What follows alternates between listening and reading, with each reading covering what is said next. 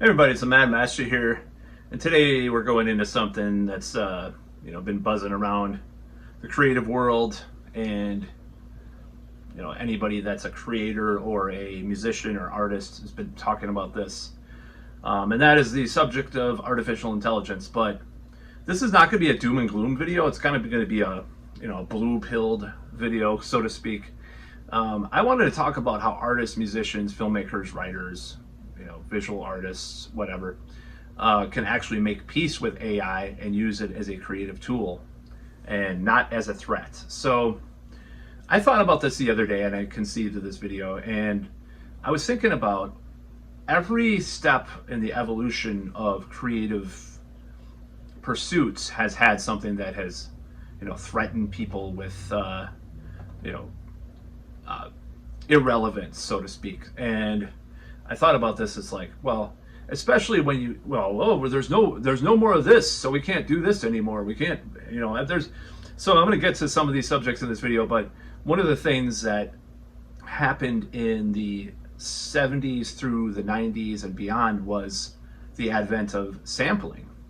So, you think about it, when sampling took over hip hop, and that was like in the 80s and 90s, especially. People called it stealing, just like they call art, AI art now. But I can use two great examples. Actually, I'm not a huge rap or hip hop fan, but these are two groups that I like some of their material, especially the early material from one of them. It's Public Enemy and the Beastie Boys. They made something totally new out of it, something that couldn't have existed without recontextualizing the past. So I think in some ways AI could be the evolution of that. So back in the day, people like DJs didn't have a full band, so they had vinyl, mixer, and an idea. Sampling wasn't laziness, it was ingenuity. I mean, you were probably not have the most money to get a band together, and you had to do something, and then you started, rapping. And then there's also the idea of cut-ups and like collages and stuff in art. And, William S. Burroughs and even like David Bowie later in music used cut-up techniques, taking text and reshuffling it to have a new meaning. And in a way, what people can do is that spirit could live on with ChatGPT, Midjourney, Runway, to collaborate with the machine, just like they did a lot of stuff. So I'm thinking that AI could be like a new sampler. You can use different AI images constructed together. Just think about this, or like the film thing. You can prompt things, and you have real actors in one part. You can there's a lot of stuff you can do. It's not going to kill. I don't think it's going to kill art 100%. Or the doom and gloom kind of pessimistic things people are saying. The fear is authenticity, and I get it. Artists, including me, fear being replaced. But cameras didn't kill paintings. Synths didn't kill acoustic guitars. What kills creativity is fear. If you see AI as a paintbrush instead of a pirate, the game changes, doesn't it? Even though pirates are cool, I don't know why that would even be a subject. But I bought a pirate hat recently, or like a sort of pirate-ish hat recently, but wore it out to a club, or I was going to, and I didn't. I decided not to. I was going to wear it out, but I'm going to wear it out probably sometime. And I'm not copying someone by doing that. I had the idea before. So anyway, it's a certain person. Anyways, enough about that. So this kind of way of looking at this is, I think it's very healthy to have skepticism about a new technology when it comes out. But as I thought about this, humans are very cyclical in their trends and patterns. You had, look at the 80s, with the shred and the synths. By the 90s, it was uncool to do that. You had acoustic guitars, grungy riffs, and punk was back in a big way, in a poppy way, of course. So I don't think even with the advent of AI, that necessarily will go away, that human element. So I think if like artists who collaborate with AI, it's the enemy. Visual artists, a lot of the time are using AI to brainstorm compositions. Filmmakers are storyboarding with AI to use text to image, directing real actors. Musicians are turning voice memos into orchestras with AI plugins, but they're still writing the melodies. These are 3 examples. So if you really want to adapt, you can go ahead, and I wouldn't say you're like outsourcing your soul to the machine. You're just expanding your tool set. So in the future, creativity in the age of algorithms, AI might do the heavy lifting, and that's something that I've started to do, I'll admit, rendering, compiling, organizing, but the vision is all from me, So, I mean, it's no different than someone using Photoshop. I think say it's a little different, but, before switching to Canvas, sometimes you have to have these workarounds. Like, for example, thumbnails. A lot of people use AI thumbnails now, but they're still creating videos. Why isn't this an AI video? Because I had this idea, and, I did some work on it and stuff. That's the way it is. I mean, there's a lot of shortcuts that AI can give you. You can make a movie, paint a world, write a symphony, but it doesn't mean that you're not involved in that in some step of the way. So I think like this idea of cut-ups and type of compiling things in a certain way to use in your own compositions is fine. I don't think there's someone could write something, but you're always going to be competing with other people and AI. You're going to be competing with people and AI. And just because AI makes a perfect picture, the perfect music, doesn't mean that people will necessarily like it. In fact, there's another metaphor or another allegory that I thought of, and it's CGI. Look at how CGI has taken over. And then somehow the trend has been the last 15 years is to have more practical effects. People got sick of CGI because there's even in technology, there are certain limits that get hit. There's walls that get hit, and feel like, well, there's a certain, I don't know. This is just a hypothetical idea that I have about technology. I think there are going to always be walls with technology, no matter what. So the CGI thing is one example of that. They've been going back to practical effects, or even better is when they mix practical effects and CGI in films. So I think in the future, I'm not saying in the future that AI won't be able to just do both, or not do both, or look really realistic. I'm not saying that, but that is an example of something that hit a wall, and then, people went to the opposite directions. Like I said, humans are cyclical and trendy.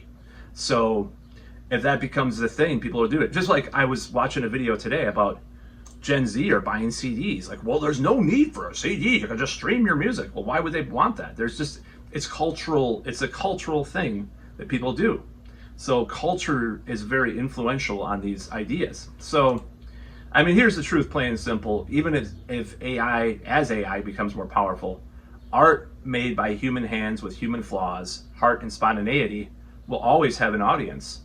And I think we're wired to connect with things that are real. So I don't think AI is going to necessarily take over all these fields 100%. I think there will be more competition to be better, but I think a lot of it, a lot of the AI is very much involved with copying existing things. And so, but like I said, I think that's a way to think about it, is like sampling or cut-ups or different techniques to evolve in this medium.